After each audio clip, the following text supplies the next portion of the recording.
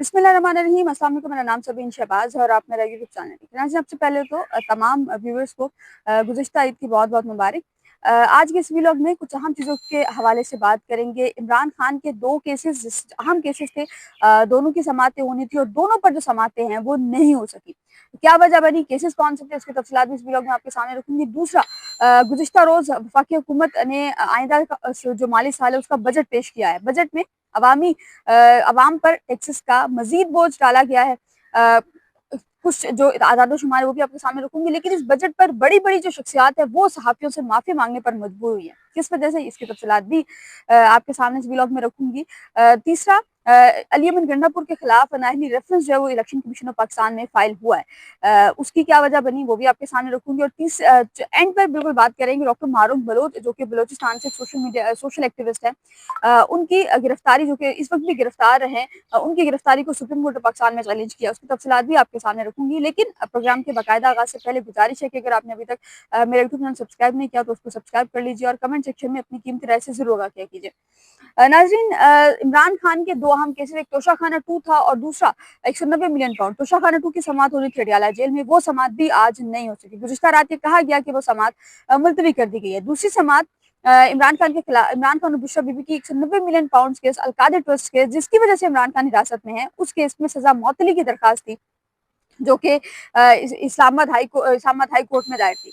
उस दरखास्त पर भी आज समात होनी थी, लेकिन उस दरखास्त पर भी आज समात नहीं हो सकी। आज सुबह ये पता लगाया गया, जो जिन जज साहब की कोर्ट में वो केस फिक्स था, वो कहा गया कि डिवीजन बेंच के जस्टिस मोहम्मद आसिफ साहब, जो कि इस्लामाबाद हाई कोर्ट ट्रांसफर होकर आए थे, वो छुट्टी पर है। उनकी छुट्टी पर होने की वजह से ये केस जो है ये समात के लिए मुकर्रर नहीं हो सका, और मुकर्रर तो हुआ लेकिन इस केस की जो समात है वो नहीं हो सकेगी।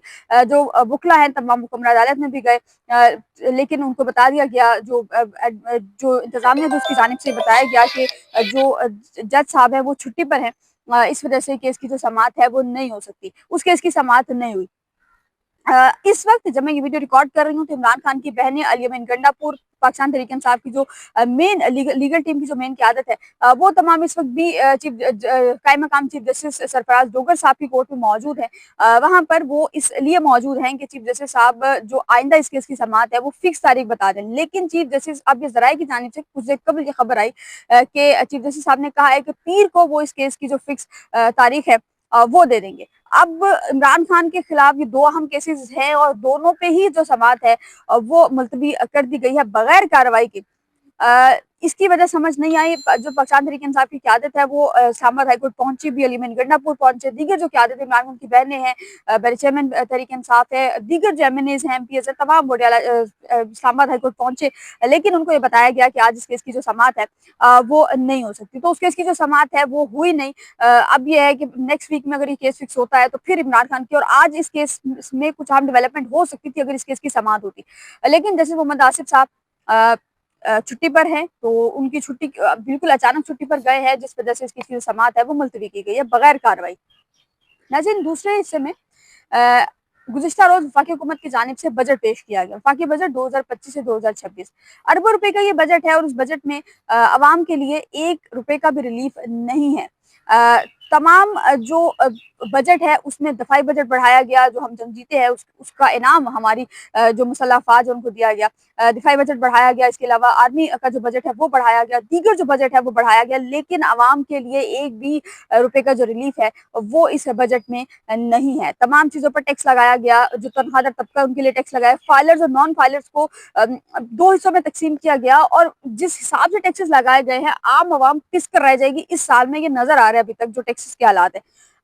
प्रैक्टिस नॉर्मली ये रहती है कि बजट के बाद एक फौरी बात जो है वो एक प्रेस कॉन्फ्रेंस होती है, जो कि पार्लियामेंट के बिल्कुल सामने एफबीआर की बिल्डिंग है वहां पर होती है, और चेयरमैन एफबीआर उसमें टैक्स के हवाले से जो आदाद शुमार हैं उस हवाले से सहाफियों को आगाह करते हैं। गुज़िश्ता रोज बजट जब पेश हुआ तो उसके बाद जो तमाम सहाफी बरादरी है जो फाइनेंस कवर करते हैं वो तमाम एफबीआर गए, लेकिन वहां पर ये कहा गया कि ब्रीफिंग नहीं होगी, चेयरमैन एफबीआर साहब ब्रीफिंग नहीं देंगे। आज जब post budget press conference budget के एक दिन बाद होती है, आज जब वो पोस्ट बजट प्रेस कॉन्फ्रेंस होनी थी तो उसमें जितने भी सहाफ़ी हैं उन्होंने वफाकी वज़ीर ख़ज़ाना की मौजूदगी में बाइकआउट किया। उनकी जानिब से कहा गया कि वफाकी जो चेयरमैन एबीआर हैं वो अपने रवैये पे जो सहाफ़ी बरादरी है उससे माफ़ी मांगी। अता तारड़ साहब ने एज़ यूजुअल उन्होंने किरदार जो है वो अदा किया और वो आए और उन्होंने आकर के जो सहाफ़ी बरादरी थी उनसे माफ़ी भी खुद भी मांगी और फिर चेयरमैन एबीआर को लेकर उनसे माफ़ी भी मांगी। तो यानी कि जो चेयरमैन एबीआर हैं वो इस बजट की बेस पर, अब ये कहा गया है कि जो टेक्निकल ब्रीफिंग होती है वो बाद में दी जाएगी, लेकिन अब कब दी जाएगी ये नहीं पता। लेकिन सहाफ़ियों ने अपना किरदार इस हद तक जो है वो अदा किया है कि टेक्निकल ब्रीफिंग से अवाम को ये पता चल जाता है कि किस पर कितना टैक्स जो है वो आयद है।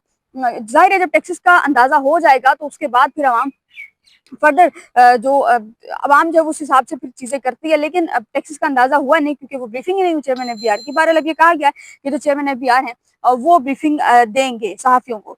तीसरा नाज़रीन जो है वो अली अमीन गंडापुर के खिलाफ इलेक्शन कमीशन ऑफ पाकिस्तान में नहली रेफरेंस दायर हुआ है। मिसाल यूसुफजई साहिबा माजी में बड़ी एक फेमस पर्सनालिटी रही हैं, इस वक्त भी तहरीक इंसाफ का हिस्सा हैं, लेकिन पहले वो बुशरा बीबी की तर्जुमान हुआ करती थी, अब वो बुशरा बीबी की तर्जुमान नहीं है।